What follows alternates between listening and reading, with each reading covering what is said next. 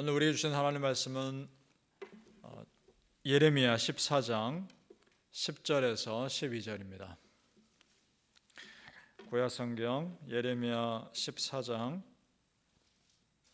10절에서 12절 1073페이지입니다. 우리 같이 읽겠습니다. 시작. 여호와께서 이 백성에 대하여 이와 같이 말씀하시되 그들이 어그러진 길을 사랑하여 그들의 발을 멈추지 아니하므로 여호와께서 그들을 받지 아니하고 이제 그들의 죄를 기억하시고 그 죄를 벌하시리라 하시고 여호와께서 또 내게 이르시되 너는 이 백성을 위하여 복을 구하지 말라. 그들이 금식할지라도 내가 그 부르짖음을 듣지 아니하겠고 번제와 수제를 드릴지라도 내가 그것을 받지 아니할 뿐 아니라 칼과 기근과 전염병으로 내가 그들을 멸하리라. 아멘. 이 새벽에 예배하신 하나님의 은혜가 우리 성도님들께 함께 하시기를 예수님 이름으로 축복합니다. 아멘. 자, 오늘 말씀은 하나님께서 당신의 백성 이스라엘에 대한 오래 참으심을 이제 끝내시고 심판을 최종적으로 결정하셨다는 것을 보여줍니다. 하나님 잘 모르는 사람은 하나님의 심판하는 내용만 보고서 하나님 참 무섭다, 하나님 참 냉정하다 이렇게 말할지 모르겠습니다. 그러나 우리는 압니다. 우리 하나님 그런 분 아니라는 것을. 하나님 참 오래 기다리셨고 회복할 기회를 충분히 주셨습니다. 전적으로 이스라엘 백성들 책임입니다. 10절 말씀을 다시 보시기 바랍니다. 10절 말씀. 여호와께서 이 백성에 대하여 이와 같이 말씀하시되 그들이 어그러진 길을 사랑하여 그들의 발을 멈추지 아니하므로 여호와께서 그들을 받지 아니하고 이제 그들의 죄를 기억하시고 그 죄를 벌하시리라 하시고. 자, 여기서 어그러진 길을 사랑하여 라는 말을 주목해 보십시오. 어그러지다라는 뜻을 찾아보니까 이런 뜻이 있습니다. 방황하다, 흔들리다, 요동치다 이런 뜻이 있습니다. 그러면 신앙인에게 있어서 어그러진 길은 어떤 길일까? 이런 겁니다. 어떨 때는 하나님 믿다가 어떨 때는 우상을 섬기다가 이스라엘 백성들은 그런 것을 말하는 겁니다. 또 어떨 때는 하나님 믿다가 어떨 때는 사람 의지하다가 이런 것을 말하는 겁니다. 곧게 뻗은 믿음의 길을 곧게 가는 것이 아니라 그때그때 비뚤어진 길을 가는 것을 말하는 겁니다. 성도님들, 내 주변 상황은 변합니다. 그리고 사람들도 한결같지 않습니다. 잠깐 좋다가도 또 언제 어느 순간 또 싫어질 수도 있는 것이 우리 사람이라는 존재입니다. 그러나 우리 하나님은 한결같으십니다. 따라서 사람 의지하실 것이 아니라 하나님 의지하셔야 합니다. 사람을 멀리하라는 것이 아니라 가까이 하다 보면 실망스러운 모습을 보이게 되어 있습니다. 그러나 우리 하나님은 그렇지 않으시다는 겁니다. 시편 46편 5절에 이런 말씀이 있습니다. 하나님이 성중에 계심에 성에 흔들리지 아니할 것이라 새벽에 하나님이 도우시리로다. 시편 125편 1절 말씀. 여호와를 의지하는 자는 시온산이 흔들리지 아니하고 영원히 있음 같도다. 아멘. 자, 이 구절들의 공통적으로 나오는 말이 있습니다. 흔들리지 않는다는 겁니다. 이것이 하나님 믿는 자들의 공통점입니다. 이런 겁니다. 정확히 말하면 이런 겁니다. 잠깐 낙심하고 잠깐 미끄러질 수는 있습니다. 그러나 우리 믿는 자들은 곧 다시 일어나 내가 있어야 할 믿음의 자리에 다시 서는 사람들입니다. 믿습니까? 흔들리지 않습니다. 내 스스로 마음을 다잡으셔야 합니다. 나는 흔들리지 않을 것이다. 내 믿음의 길 곧게 갈 것이다. 스스로의 믿음을 다잡으시길 바랍니다. 우리 성도님들, 여호와 하나님을 믿는 그 믿음의 길, 곧은 그 길 꼭 가시길 바랍니다. 우리 믿는 자도 항상 기억할 것이 있습니다. 우리 하나님은 중심을 보신다는 겁니다. 그래서 그 마음에 어떤 의도를 가지고 있는지 말과 행동의 의도를 다 이미 아십니다. 이스라엘 백성들이 겉으로는 예배를 드리지만 중심을 향하지 않은 거짓 예배를 드리고 있다는 것 하나님이 이미 다 아십니다. 우리 성도님들, 하나님께서 우리에게 어떤 대단한 것을 요구하시는 것이 아닙니다. 너의 마음을 달라는 겁니다. 그리고 믿음의 길 걸어가라는 겁니다. 그런데 그 길을 못 갑니다.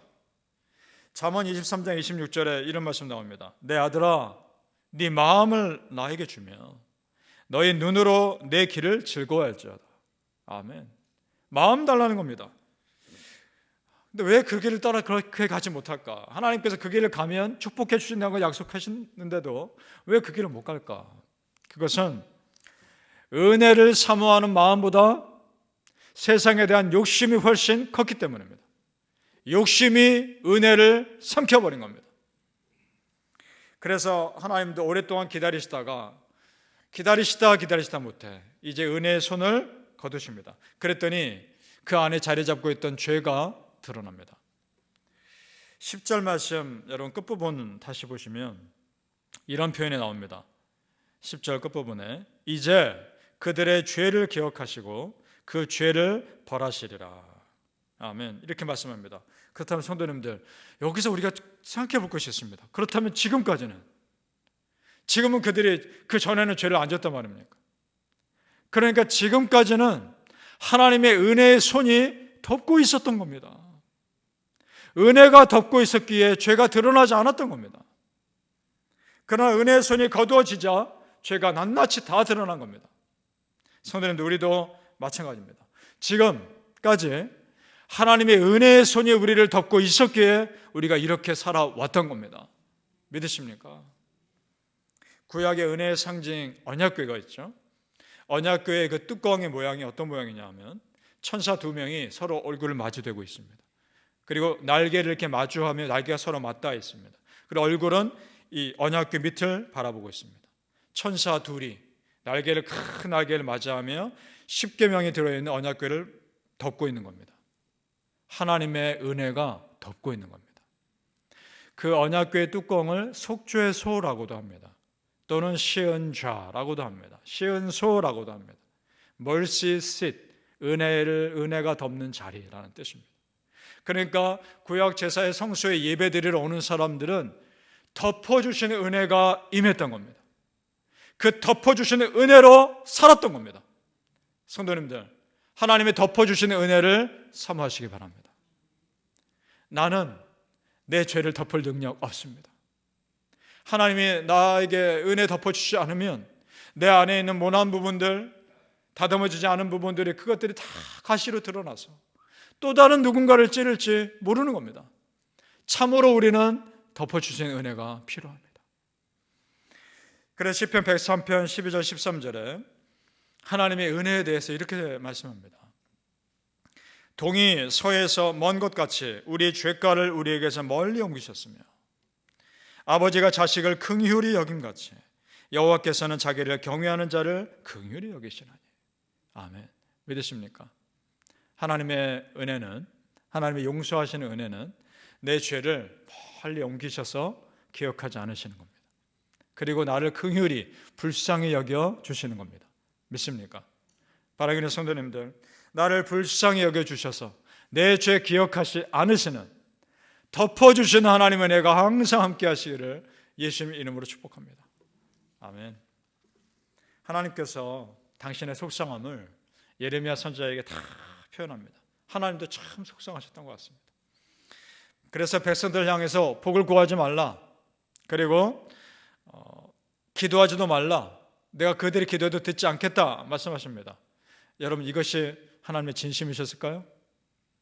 저는 반대로 듣습니다. 그래도 복을 구해라. 너희들이 기도하지 않아도 내가 듣지 않겠다라는 말은 정말 듣지 않겠다는 것이 아니라 그래도 열심히 기도해봐라, 좀 기도해봐라, 내가 들을 테니까, 그 말 아니겠습니까? 반대로 듣습니다. 성경에 보면 우리 하나님이 금식 기도하는 걸 참 귀하게 여기십니다. 그런데 이스라엘 백성들이 금식 기도도 조차 안 되시겠다 말하는 건 그만큼 속상하다는 겁니다. 에스라가 바벨론에서 이스라엘 백성을 이끌고 그 땅 안전히 갈 수 있게 해달라고 금식을 선포하며 기도합니다. 그때 성경에 이렇게 되어 있습니다. 에스라 8장 23절에 그러므로 우리가 이를 위하여 금식하며 우리 하나님께 간구하였더니 그의 응낙하심을 입었느니라. 금식 기도했더니 들으셨다는 말입니다. 믿으십니까? 그 다음 심지어 이방 민족의 금식 기도에도 하나님 들으십니다.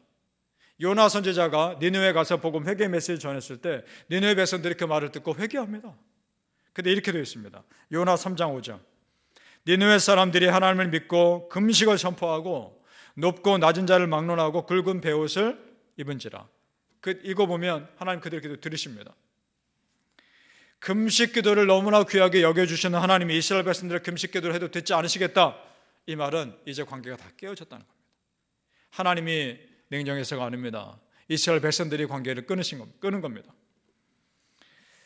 금식 기도하고 예배를 드린다 한들 의미 없는 이유는 마음이 하나님에게서 떠났기 때문입니다. 성도님들, 지금 우리가 40일 금식 기도하고 있습니다. 금식 기도하며 우리 교회가 정말 예배 공동체요, 진실한 기도 공동체 되기를 바라며 기도하고 있습니다. 그때 지금 이 기도하는 기간에 마음 드리길 바랍니다. 우리 진실한 마음 하나님께 드릴 수 있는 기회로 삼으시길 바랍니다. 그러면서 우리 교회가 가는 그 믿음의 길이 어그러진 길이 되지 않도록 깨어 있으시길 바랍니다. 참 두려운 것은 우리가 신앙생활 할 때 금식 기도를 했음에도 듣지 않는 안타까운 공동체 되지 않기를 위함인 겁니다. 내가 금식 기도를 하는데도 하나님이 내 기도 안 들으시는 안타까운 사람이 되지 않기 위해서 깨어있으셔야 하는 겁니다. 어떠십니까? 기억해야 할 것은 이스라엘 공동체가 신실할 때가 있었습니다. 그리고 이스라엘 공동체가 잘 되어갈 때가 있었습니다. 그런데 무너지는 것은 한순간이더라는 겁니다. 하나님 앞에서 진실하지 못했기 때문입니다. 우리 성도님들 참 부디 진실한 마음으로 간절히 소망합니다. 나 자신과 우리 공동체가 조금이라도 어그러운 길로 가지 않도록 항상 깨어 있으시기를 예수님의 이름으로 축복합니다. 아멘. 기도하겠습니다. 아버지 하나님, 어그러진 길로 가지 않게 하여 주시고 참 믿음의 길 곧게 걸어가게 하여 주옵소서. 항상 깨어있게 하여 주옵소서. 내가 가는 그 길이 조금이라도 잘못된 길로 가지 않는가, 다시 나를 돌아보며 나를 채찍질하며 스스로 회초리를 들고 하나님 앞에 바른 믿음의 길을 걸어가게 하여 주옵소서. 아버지 하나님, 우리 공동체가 바른 길로 가게 하여 주옵소서. 참으로 진실한 예배 공동체가 되길 원하며 진실한 기도 공동체가 되기 위해 40일 금식 기도하고 있습니다. 그리고 정말 예배 장소를 놓고 기도하고 있습니다. 그런데 그것을 놓고 기도하면서 더 중요한 본질을 놓치지 않게 하여 주옵소서. 하나님, 정말 하나님 사랑하는 공동체가 되게 해 주옵소서. 정말 하나님 앞에 진실한 믿음을 끝까지 간직하는 마음 드리는 예배 공동체가 되게 하여 주시옵소서. 그런 믿음의 공동체로 하나님 꼭 사용하여 주시옵소서. 감사하며 예수님 이름으로 기도합나이다. 아멘.